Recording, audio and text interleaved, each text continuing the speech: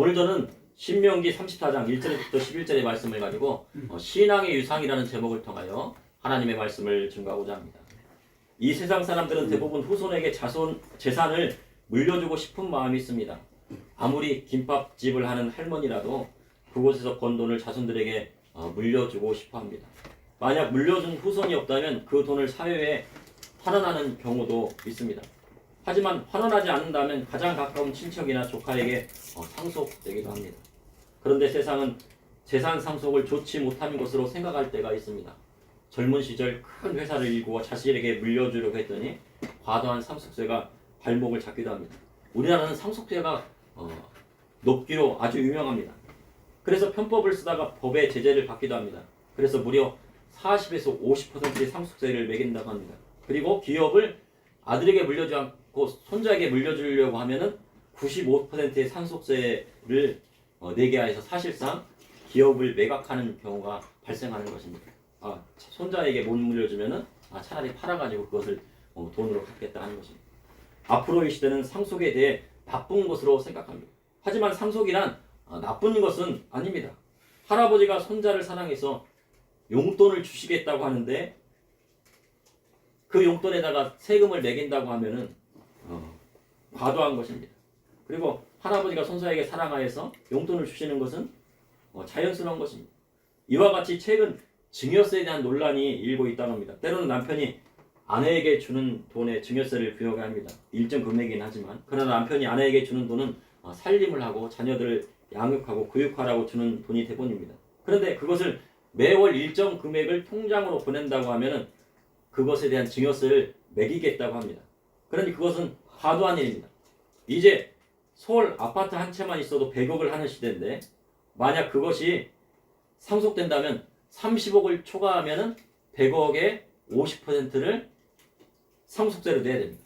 근데 보통 요즘 아파트가 10억씩 하는데 그 10억 아파트가 10억을 초과하게 되면 40%를 내야 하니 만약에 10억 아파트에 40%를 상속세를 낸다고 하면 거기에 이제 제한은 것도 있겠지만요. 그것을 팔아서 상속세를 낼 수밖에 없다는 것이죠.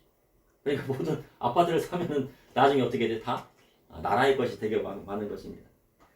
세상은 자손에게 재산을 상속하는 것을 나쁘다 말하고 사회에 환원하는 것을 높게 평가하기도 합니다. 그런데 현재 젊은 이들이 경제적인 뒷받침이 되지 않는 경우 어려움을 겪는 경우가 많다고 합니다. 집에서 뒷받침이 되지 않는 경우 가난이 대물림 되기도 합니다. 그래서 젊은이들이 노력하지 않아서 안 되는 것이 아니라 노력해도 기회가 주어지지 않기 때문에 그런 것입니다. 너무 경쟁이 치열하고 그 젊은이들이 아무리 노력해도 기회가 주어지지 않기 때문에 어려운 것입니다.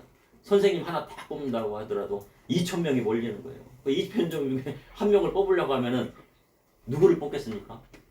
다 열심히 노력했을 거 아니에요. 그죠? 어느 정도는. 그러니까 기회가 주어지지 않는 것입니다. 집안 형편이 좋지 못해서 대학 학자금을 대출을 받았는데 그것이 그의 발목을 잡기도 합니다. 보통 대학을 졸업하면 3천만 원의 학자금 대출을 받게 되는데 그 3천만 원의 빚을 지고 사회초년생으로 그 돈을 갚으려면 쉽게 갚을 수 없는 돈입니다. 그래서 대학을 졸업하고 취업이 되지 않으면 돈을 갚지 못하고 빚이 불어나 신용불량자가 되는 경우도 있습니다. 빚은 꼬리에 꼬리를 물어 이자가 불어나는 것처럼 가난도 가난에 꼬리를 물어 미래 세대로 가난해지는 것이 현실입니다. 가난도 어떻게 된다고요? 대물림 되게 된다는 거죠. 현재 미 대선에서 미 민주당의 카멜라 해리스와 공화당의 트럼프가 서로 공약을 내놓고 대치하고 있습니다.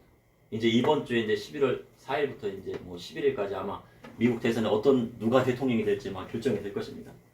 그래서 현재 그런데요 이번 대선에서는 경제의 문제가 화두로 떠오르고 있습니다.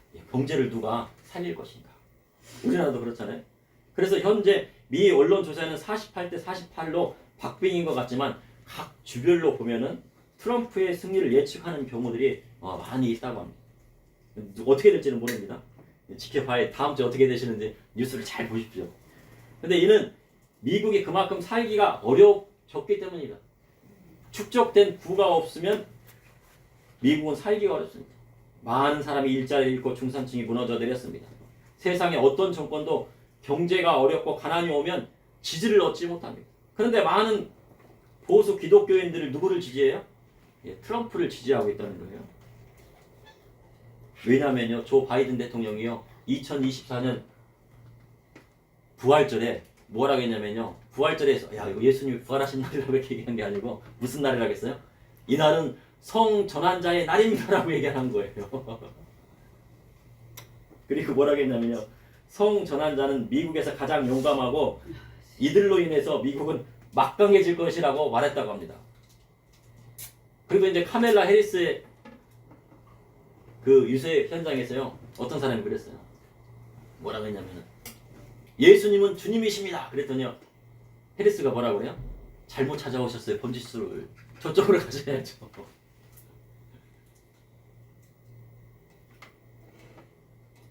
여기서 그러지 말라는 겁니다. 그런데 현재 전 세계에는 뭐가 끊이질 않고 있습니까? 전쟁이 끊이질 않고 있어요. 그렇지, 세상에 가난이 오고 있습니다. 전쟁이 오는 것은 가난이 온다는 것이거든요. 보통 미국의 민주당은 이상주의입니다. 그래서 미국이 최강대국으로 세계의 질서를 바로잡아야 한다고 생각해서요, 전쟁도 불사해요. 그래서 민주당에서 정권을 잡으면 전쟁이 일어났습니다. 베트남 전쟁 때도 미국의 민주당이 득세를 했습니다. 그러나 미국의 공화당은 실용주의입니다. 그래서 트럼프와 같은 자국의 이익을 최우선합니다. 그래서 트럼프가 된다고 하면 우크라이나와 러시아와의 전쟁도 휴전하게 될 것으로 예측하고 있습니다. 왜냐하면요, 트럼프는 우크라이나에다가 지원 안 해주거든요. 지원을 끊겠다고 그래요. 왜 우리가 거기다 지원을 해줘야 돼? 그러니까 zelensky가 어떻게 해요? 지금 발등에 푹 들어졌어요. 그러니까 어디를 침공했어요? 러시아 본토까지 들어간 거예요. 만약에 트럼프가 된다고 하면은 지원이 끊기게 되니까.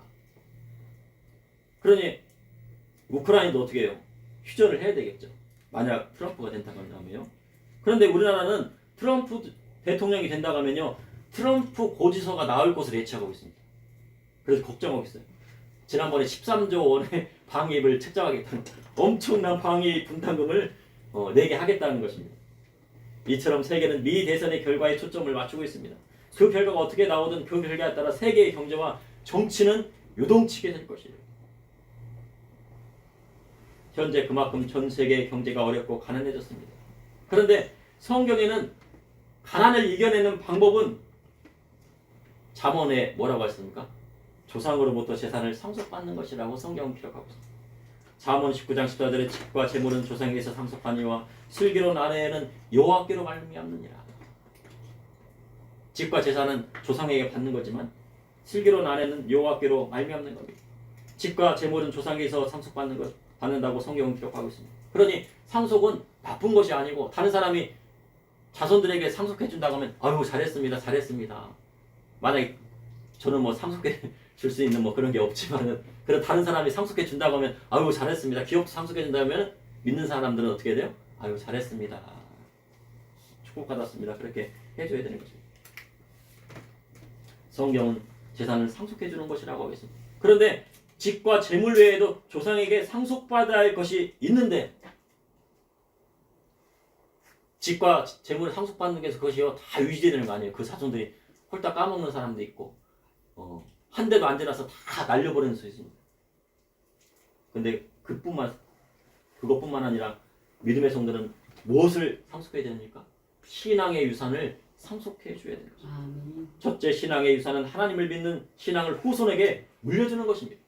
신명기 34장 1절에 모세가 모압 평지에서 누보산에 올라가 여리고 맞은편 비스가 산꼭대기에 이른 후에 여호와께서 길앗 온 땅을 산까지 보여주시고, 모세가 이스라엘 자손을 이끌고요 출애굽하여 광야 40년을 거쳐서요 어디에 이르렀습니까? 모압 평지에 이르렀어요. 모압 평지에서 요르단강, 지금 요단강을 건너서 여리고성으로 딱 진격을 하면 이제 가나안 땅에 오게 된 거예요.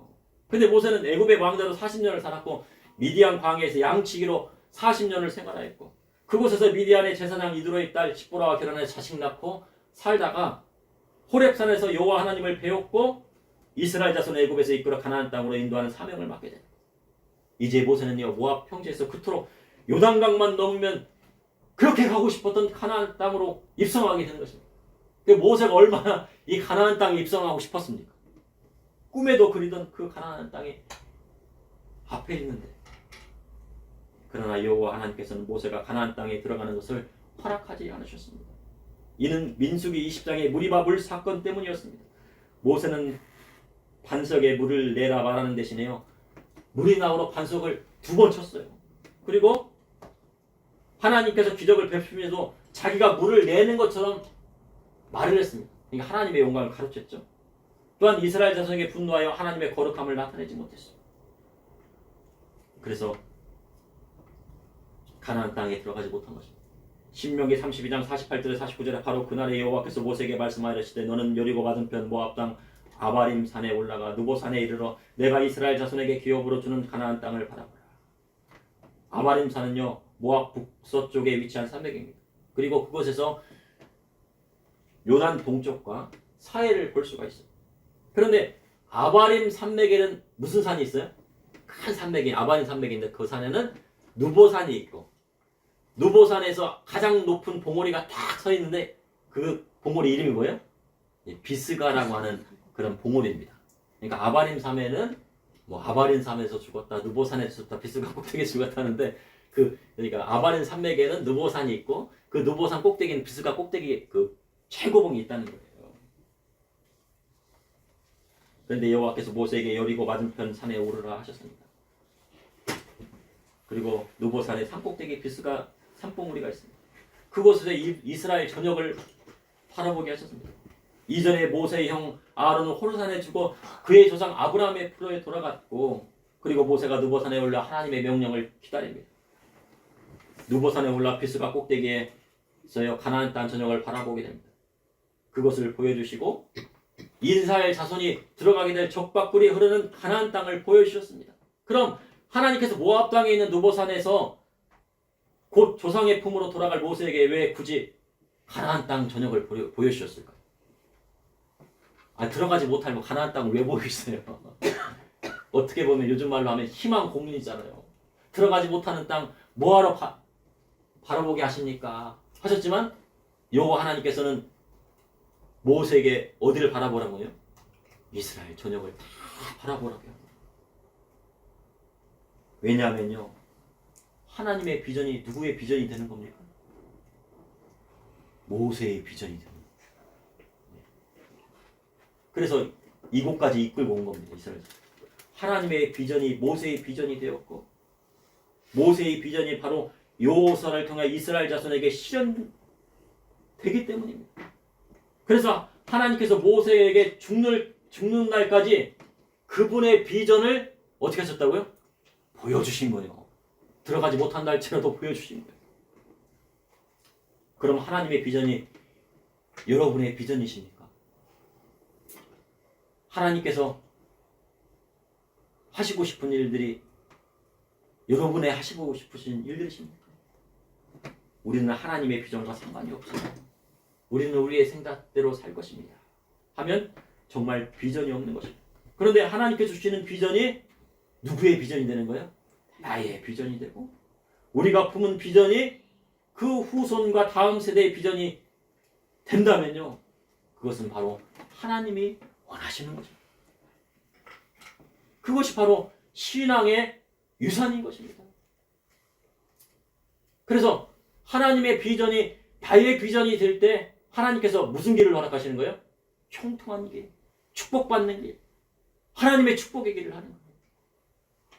그 길이 열리지 않는 이유는 뭐예요?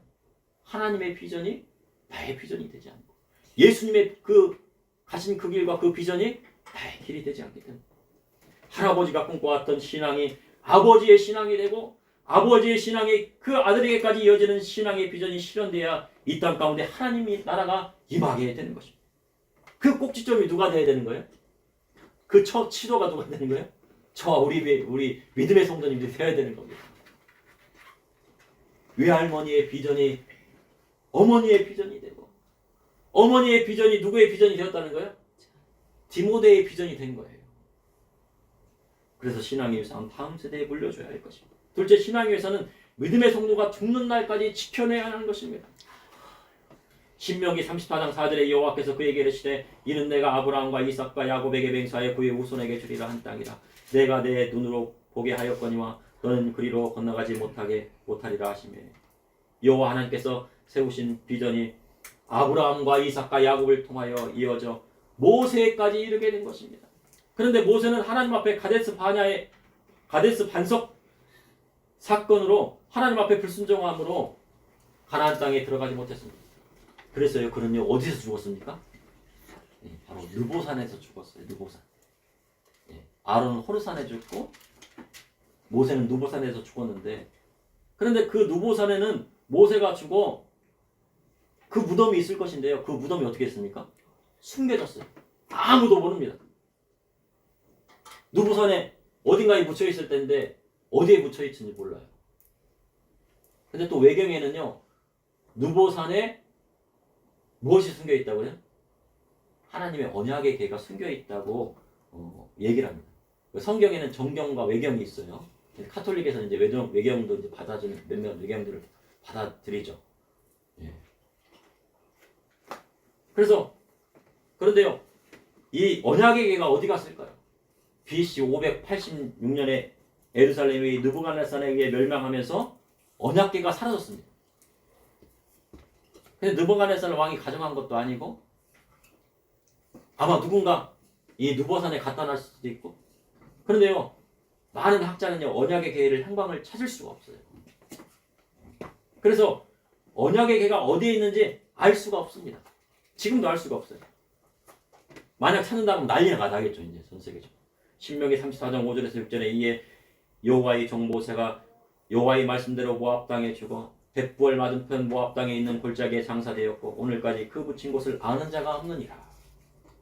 모세의 시신은 벳부엘 맞은편 모압 땅 골짜기에 장사되었는데 그의 묻힌 곳을 아는 자가 없다고 성경은 기록하고 있는데, 유다서 1장 9절을 보면요, 유다서 1장, 요한계시록 그 전장이요, 유다서 1장 9절을 보면 누가 그 무덤을 지키고 있어요? 천사가 모세의 무덤을 지키고 있고 봉인되었다는 것입니다. 천사가 누구와 싸워요? 이 모세의 그 시신을 가지고 마귀하고 싸운다고 성경 기록하고 있잖아요. 그게 봉인되었어요. 언약궤도 마찬가지입니다. 성전에 언약궤가 없으면 그곳은 진정한 성전이 아니에요. 언약궤가 있어야만이 그 성전이 확립이 되는 거예요.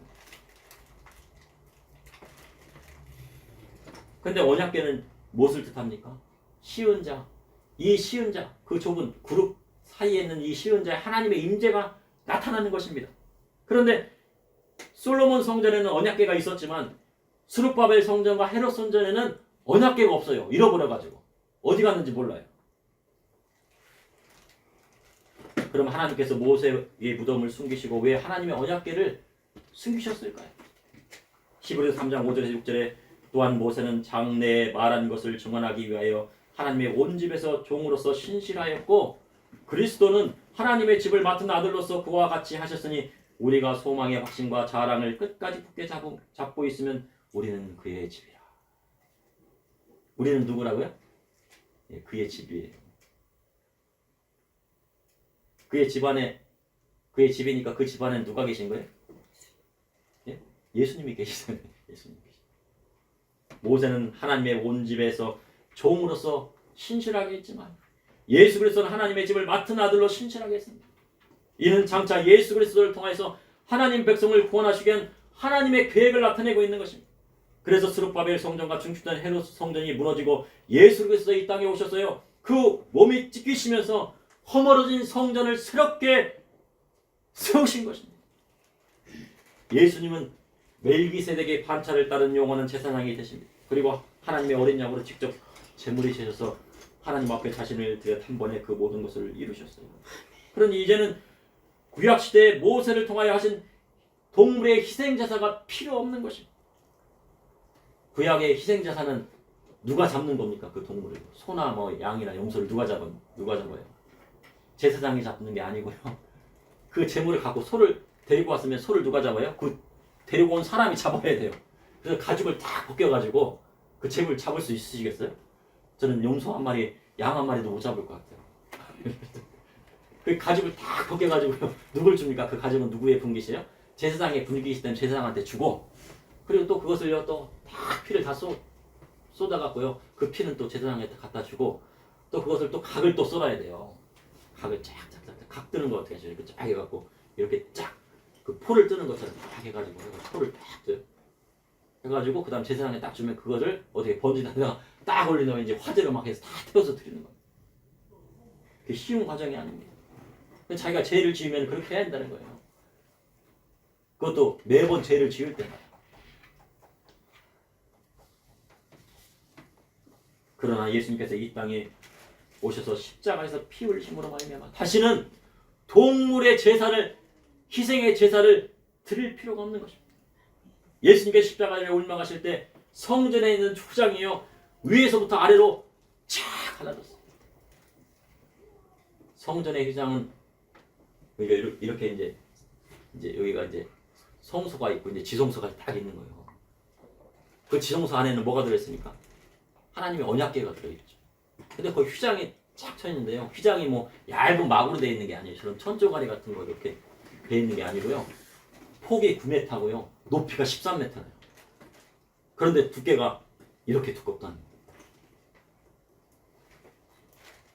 그런데 그게 찢어지겠습니까? 그러니까 그 예수님께 십자가에 달려 돌아가시고 운명하시는 그 날에 어떻게 해요? 성소의 휘장이 위에서부터 아래로 쫙 갈라져 구멍이 그냥 팍 나버리니까 야 뭐예요 이거는요? 이건 하나님이 하시지 않고는 할 수가 없다는 거죠. 그래서 하나님 앞에 나아갈 수 있는 길을 열어주셨어요. 그래서 이 지성소에는 누구만 들어갈 수 있었어요? 대제사장만 대속죄일에 1년에 한 번 딱 한 번 순양의 피를 딱 받아가지고 거기다 시은자에 탁탁 뿌리는 거예요. 근데 그 길을 누가 들어가게 됐어요? 예? 그 길을 누가 열어주셨어요? 예수님께서 열어주셨어요. 그래서 연합교의 시은자는 바로 하나님의 임재를 상징하는 것입니다. 그런데 예수님을 믿는 자에게는 하나님의 성전은 어디에 있습니까? 우리 몸 안에 있는 겁니다. 우리 몸 안에. 하나님의 거룩한 성전이 어디에 들어있다고요? 마음에 들어있는 거예요. 하나님의 언약궤는 어디에 있는지 몰라요. 근데 예수님께 십자가에 달려 돌아가신 거나 말미암아 하나님의 임재가 어디에 온다고요? 우리 마음 가운데. 하나님의 임재가 우리 마음 가운데 올 때 성령님이 역사하시고 성령의 충만함이 불이 내려 떨어지게 되는 거죠. 그래서 우리 마음에는 하나님을 모시고 사는 것입니다. 그래서 우리 마음 가운데 성령님이 우리를 날마다 새롭게 하시는 것입니다. 그래서 예수님은 마음이 깨끗한 사람이 하나님을 보게 될 것이라고 말씀하십니다. 그러니까요, 우리가요 하나님을 모셔드리고요 우리 마음 가운데 살고 있잖아요. 우리 세상을 함부로 할 수가 없는 거예요. 세상에 술도 함부로 마실 수가 없는 거예요. 왜요? 우리 성전에 안 되잖아요. 담배도 이렇게 피울 수가 없고 그런 거예요. 그리고 우리가 우리 마음 가운데 있는 하나님이 계시는데 어떻게 세상적인 욕도 하고 세상적인 비방의 말을 할 수가 없는 것입니다. 예수님은 마음이 깨끗한 사람이 하나님을 보게 될 것이라. 그러니 믿음의 성도는 죽는 날까지 예수님을 믿는 신앙을 지켜내야 하는 것입니다. 왜냐하면 우리 마음이 뭐가 되기 때문에요? 성전. 우리 마음의 성전을 깨끗하게 하는 것은 뭐로밖에 안 돼요? 예수 그리스도 십자가의 보혈의 피로밖에 안 됩니다. 셋째, 신앙의 역사는 성령으로 충만할 때 이루어지는 것입니다. 신명기 34장 7절에 모세가 죽을 때 나이 120세였으나 그의 눈이 흐리지 아니하였고 기력이 쇠하지 아니하였다. 모세가 죽을 때 노안으로 죽은 것이 아닙니다. 눈이 흐리지 않았고요. 기력이 쇠하지 않았어요. 그러함에도 그의 사명이 다 하였기 때문에 하나님께서 부르시니까 간 겁니다. 신명기 33장을 보면 모세가 죽기 전에 이스라엘 자손은 어떻게 하고 죽었습니까? 앞장을 이렇게 한번 보십시오. 뭐하고 죽었나? 하나님께서 주시는 그 축복의 말씀을 이스라엘 12지파에 다 하나하나씩 어떤 지파는 어떻게 되고 어떻게 축복을 받을 것인지 다 말씀하고 죽었습니다. 신앙의 역사는 이렇게 물려주는 것입니다. 사명을 다한 후에 하나님께서 보시면 하나님 나라가는 것입니다. 창세기 49장을 보면요, 야곱이 이제 나이가 들어가지고요 12아들을 다 불러놓고 뭐 했어요? 축복. 예, 축복의 말씀을 루벤부터 누구까지요? 요셉까지. 축복의 말씀을 다 전한 다음에 어떻게 했다고요? 숨을 거두고요. 그 백성에게로 조상들의 품으로 돌아갔다고 성경은 기록하고 있습니다. 얼마나 멋있어요. 기력이 막 다 있다가 그냥 하나님께서 부실 날에는 다 어떻게 뭐를 하고 하는 거예요? 다 자손들을 불러놓고 축복의 말씀을 다 이렇게 하고 이렇게 하라고 딱 한 다음에 그 다음에 하나님 부분 딱 하는 거예요. 얼마나 멋있어요. 그런데 이삭은 어떻게 했습니까? 이상해서요. 장자에 대한 축복을 어떻게 주었다고요? 미리 주었어요. 그로 인해서 에서와 야곱이 어떻게 해요? 20년 동안요 그냥 얼굴도 안 보고 서로 원수로 살았습니다. 그런데 야곱이 밧단한 아람을 떠나서 가나안 땅으로 들어간 후에 아버지 이삭이 살아있습니까? 안 살아있습니까? 살아있죠.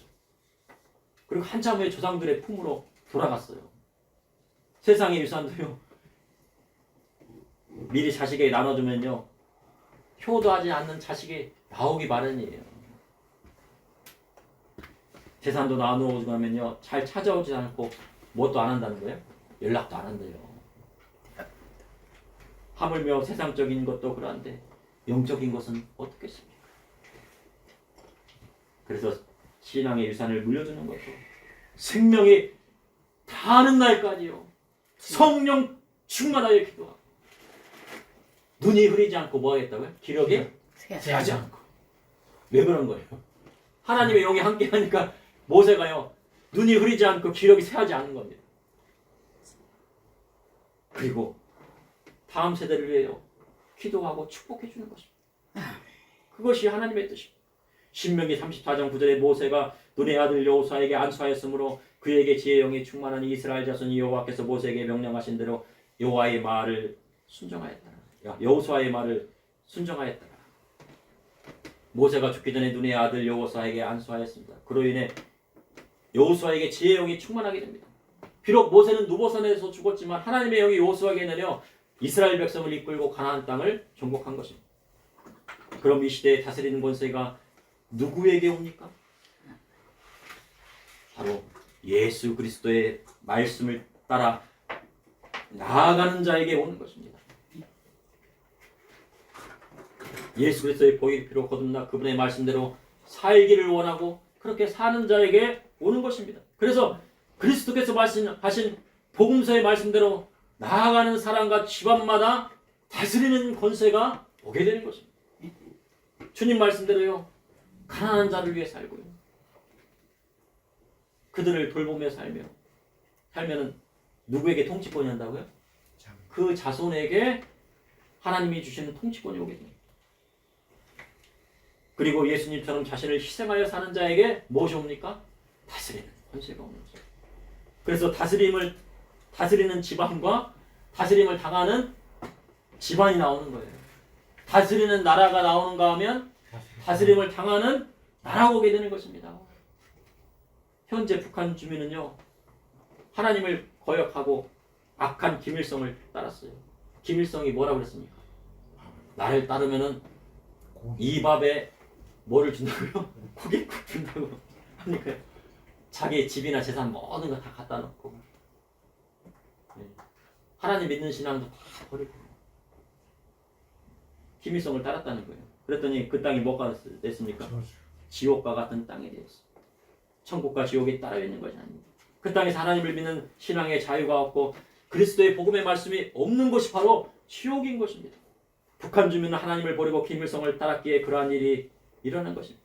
그래서 믿음의 성도는 북한 주님을요 하나님의 품으로 다시 돌아올 수 있도록 일깨워야 하는 것입니다. 그것이 우리의 사명입니다. 현재 러시아에 1만 2천 명의 북한 군사 인민군이 파병됐다고 합니다. 그런데 국제사회에서요 그것을 파병이라 안 하고 뭐라고 합니까? 파병이 아니래요. 용병이래요. 용병. 파병하면은 국제법을 어기는 거예요. 그런데 용병이에요. 왜 용병이냐면 북한군이 북한 인민군 복장을 입고 간 것이 아니고 러시아의 군복을 입었잖아요. 그리고 우크라이나를 침공하는 것이 아니고 러시아의 땅인 그 도네츠크라고 그 지역을 방어하고 다시 찾기 위한 거잖아요. 그러니까 파병이 아닌다는 거예요. 용병이에요. 근데 용병은 어떻게 됩니까? 차라리 파병이 낫지. 용병은 어떻게 돼요? 어린 북한 병사가요 러시아의 군복을 입고 전장에 나갔습니다. 우크라이나는요 평야지대예요. 근데 이 병사들은 특수 훈련을 받았는데 산악 지형에 특화된 겁니다. 우리나라 산악 지형 뭐 있잖아요. 근데 우크라이나 지형은 어때요? 러시아 지형은 평야예요. 그냥 모스크바까지 평야이기 때문에 숨을 곳도 없고 참호를 맞는다고 해도요 드론이 딱 가갖고요 누구를 따라다녀? 그 병사를 막 따라다녀. 그래서 거기다가 딱 그 병사에도 뭐를 떨어뜨려? 폭탄을 딱 떨어지고 하나하나씩 그냥 되는 거예요. 그랬더니 지난번에 그 사실인지는 모르겠지만 40명을 이 전쟁에 나가 싸웠더니 누구만 남았다고요? 한 명만 남았다는 겁니다. 그럼 얼마나 불쌍해요. 그들의 목숨이 파리 목숨만 거예요. 우리는 그들이 돌아올 수 있도록 기도해야 돼요. 자유 대한민국의 품으로 돌아올 수 있도록 힘을 써야 돼요. 근데 우리는요 그 전쟁과 상관이 없다는데요. 그 전쟁과 상관이 없을 수가 있어요. 다 연결돼 있거든요. 전 세계가 지금. 전 세계가 다 연결돼 있어요. 근데 우리나라도 어떻게 될지를 몰라요. 그런데 우리 성도님이 기도하시기 때문에 이 땅 가운데 평화가 오는 겁니다. 그래서 우리 성도님들이 기도하는 게 중요해요. 그것이 바로 이 시대에 하나님이 원하시는 것입니다. 왜 전 세계에 가난이 옵니까? 왜 집안마다 가난이 왔습니까? 유럽이 하나님 말씀을 버렸기 때문이고 미국 교회가 병들었기 때문이고 일본에는 우상이 넘치고 중국은 믿는 자를 핍박하는 뿐만 아니라 성경을 왜곡하기 때문에 그래서 전 세계에 가난이 오고 있어요. 우리나라도 마찬가지입니다. 경제학자는 경제는 움직이는 생물과 똑같다고 합니다. 경제는 정치인이 하는 것이 아니라 기업가들이 하는 거예요. 달러는 누가 벌어옵니까? 정치인이 벌어오는 것이 기업가들이 벌어오는 것이거든요. 아무리 정치나 달러를 벌 수가 없습니다. 우리나라요. 달러가 다 나가면 어떻게 됩니까? 우리나라 망하는 거야. IMF에 달러가 없어가지고 망한 겁니다. 근데 지금 달러가 어떻게 돼요? 기준금리가 미국 금리가 낮으니까 달러가 다 나가는 거예요. 아무리 수출입이 벌어가도요. 그 달러가 다 미국으로 다 빨려 들어가겠어요. 우리는 3% 정도가 금리인데 미국은 5%니까 달러가 어디로 가겠어요? 예금을 하면 어디다 예금하시겠어요? 3% 주는 데 가시겠어요? 5% 주는 데 하시겠어요? 그런데 5%까지 높게 되면 어떻게 됩니까? 우리나라 빚쟁이들 다 망하게 돼 있어요. 부동산 그냥 그러니까 못하고 있는 겁니다. 그러니까 인플레이션이 오죠. 그래서 경제 위기가 와요. 그러니까 우리 성도님들은요 열심히 일하시고 현금도요 잘 모아놓으시고 딴 데 쓰지 마시고 딴 데 쓰면 안 돼요. 잘 모아놓으세요. 잘 모아놨어요. 그런데 그리스도의 말씀대로 사는 자에게는 뭐가 없습니까? 가난이 없는 것입니다. 그래서 우리 성도님에게는 가난이 어떻게 했다고요? 사라졌습니다. 아멘. 아멘이십니까? 아멘. 아멘이시죠. 왜냐하면 믿음의 성도는 하나님 말씀대로 가난을 이기며 살기 때문입니다. 그리고 하나님이 주시는 축복이 다음 세대에 이어지기 때문입니다. 그래서 가난이 없습니다. 우리 세대뿐만 아니라 다음 세대까지 가난이 없으려면 하나님을 믿는 신앙의 유산을 물려주어야 하는 것입니다. 믿음의 성도는 성경을 통하여 전 세계의 흐름을 읽을 수 있어야 되고 모세서는 하나님의 말씀대로 나아가 세상의 정치를 깨울 수 있어야 돼요. 그리고 다음 세대의 신앙의 유산을 물려줘야 합니다. 그래야 가난이 떠나는 것입니다. 그럼 무엇이 신앙의 유산입니까? 바로 하나님의 말씀대로 나아가는 것이 신앙의 유산이고 그리스도의 복음의 말씀이 신앙의 유산인 것입니다. 그것이 바로 성도의 가정이 회복되는 길이고 하나님께서 세우신 한국교회가 다시 일어나고 나라가 사는 길이 되는 것입니다. 그러므로 신앙의 유산은 하나님을 믿는 신앙을 후손에게 물려는 것이고 신앙의 유산 믿음의 성도가 죽는 날까지 지켜내야 하는 것입니다. 신앙의 유산은 성령으로 충만할 때 이어지는 것입니다. 잠시 기도하시겠습니다. 아버지 하나님 이 시간도 감사합니다. 오늘 아버지 신명기 34장의 말씀을 통하여 신앙의 유산이 무엇인지를 깨닫게 되었습니다. 아버지 하나님 모세가 눈이 흐리지 아니하였고 기력이 새하지 않을 때까지 그의 사명을 다 하고 하나님 부르실 때 나아갔습니다. 120세까지 나아갔습니다. 우리 성도님들 다 120세 때까지 아버지여 눈이 흐리지 아니하고 기력이 새하지 아니하고 하나님께서 맡겨준 그 사명을 잘 감당하고 후손들에게 신앙의 유산을 물려주며 하나님 말씀과 예수 그리스도 복음의 말씀을 전하고 나아갈 수 있도록 인도하여 주셨습니다. 이 세대가 복받을 뿐만 아니라 다음 세대도 복받고 이 나라가 아버지여 우리 믿음의 성도님이 기도로 말미암아 복받고 다음 세대가 복받고 강대국이 될 수 있도록 인도하여 주시옵소서. 아멘. 예수님의 이름으로 올리옵나이다. 아멘. 아멘.